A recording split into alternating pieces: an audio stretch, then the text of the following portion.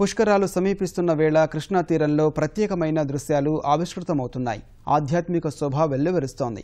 కృష్ణా జిల్లాలోని దివిసీమ ప్రాంతమైన నాగాలంక ప్రాంతంలో కృష్ణమ్మకు నిత్యహారతి ఇస్తున్నారు. నాగ సాధువులు, స్థానిక మహిళలు వేరువేరుగా నదీమ తల్లికి హారతి సమర్పిస్తున్నారు. కన్యారాశిలో కృష్ణమ్మ పుష్కరాలు రావడం వల్ల మేము ఇది జరుపుకుంటున్నాం, కార్యక్రమాన్ని జరుపుకుంటున్నాం. పాడి పంటలు అన్ని సమృద్ధిగా ఉండాలని అమ్మవారి కృష్ణమ్మ తల్లికి జరుపుకుంటున్నాం.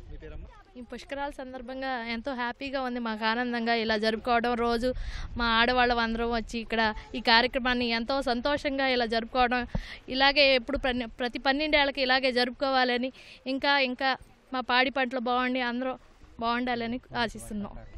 ఈ పుష్కరాల సందర్భంగా ఒక రోజుకు 100 మంది వచ్చి ఇట్లా ఆరతులు ఇస్తున్నాము. గంగమ్మ తల్లికి, కృష్ణవేణమ్మ తల్లికి ఇట్లా ఇస్తే పాడి పంట అన్నీ అభివృద్ధిగా ఉంటుందని అందరం మహిళా మనులందరం వచ్చి ఇస్తున్నాము. 4 రోజుల నుంచి రోజు ఇస్తున్నాము. పుష్కరాలు అయిపోయే వరకు కూడా ఇలాగే ఇస్తాము, కొనసాగిస్తాము.